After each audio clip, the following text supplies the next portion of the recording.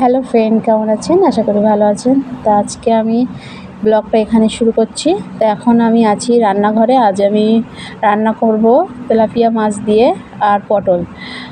তার জন্য এদিকে আমি দেখুন মাছটা ভেজে নিচ্ছি, আর এদিকে আমি আলুগুলো কেটে নিয়েছি আর পটলটাও কেটে ধুয়ে নিয়েছি।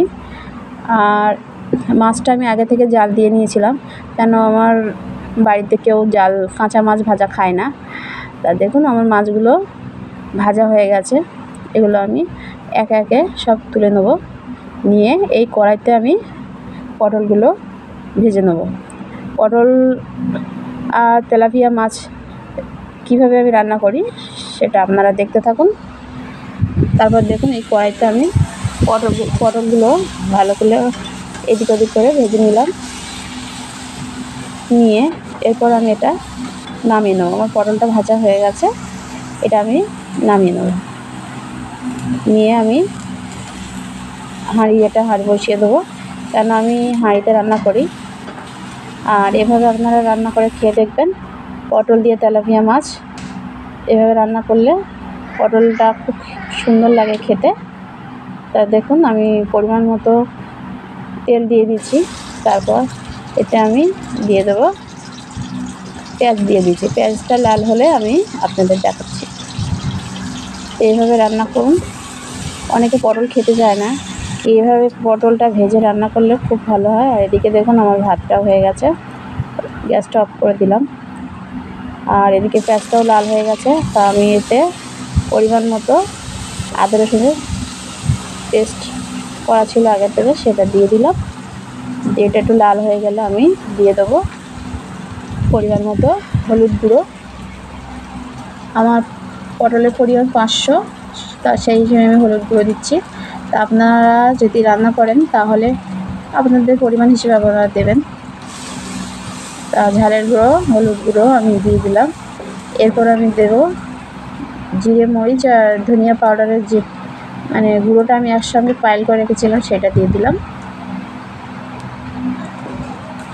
দিয়ে এরপর আমি দিয়ে দেবো আলু। তো দিয়ে এটা আমি ভালো করে কষে নেব। এরপর আমি পরিমাণ মতো লবণ দিয়ে দেবো। দিয়ে এটা আমি ভালো করে নেড়ে এতে ভেজে রাখা পটলগুলো দিয়ে দেবো।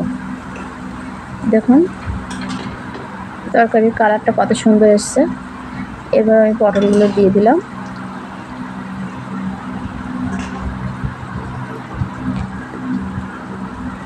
দিয়ে এটা আমি ভালো করে নেড়ে নেব। আর তলায় একটু লেগে যাচ্ছে, তার জন্য আমি অল্প একটু জল দিয়ে দেবো। দিয়ে এটা ভালো করে নেড়ে নেব।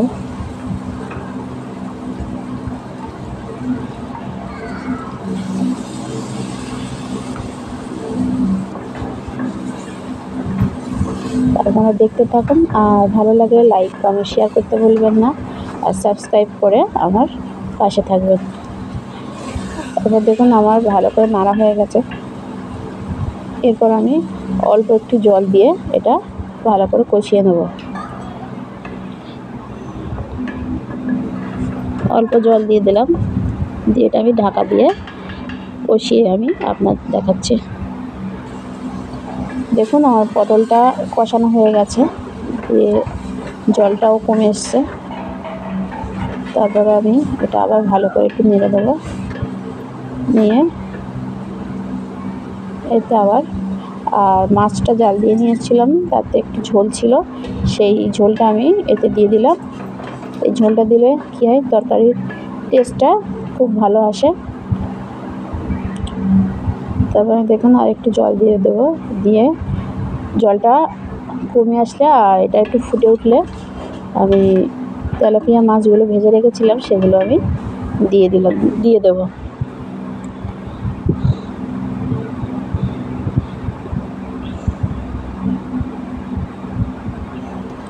তা দেখুন এটা ফুটে উঠেছে। এরপর আমি ভেজে রাখা তেলাপিয়া মাছগুলো একে একে সুন্দর করে দিয়ে দিলাম। দিয়ে এই ঝোলটা আমি যতটা রাখবো সেই হিসেবে আমি কমে আসলে আমি আপনাদের দেখাচ্ছি। পটল দিয়ে তেলাপিয়া মাছের রেসিপি, এটা কেমন হয় দেখুন। আমার ঝোলটা কমে এসছে।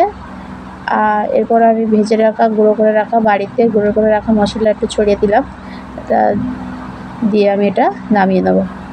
তো দেখুন পটল তেলাপিয়া মাছের রেসিপি, এভাবে রান্না করে খেয়ে দেখবেন, খুব সুন্দর হয় খেতে। আর কালারটা দেখুন কত সুন্দর হয়েছে। তা আপনারা পাশে থাকুন, দেখা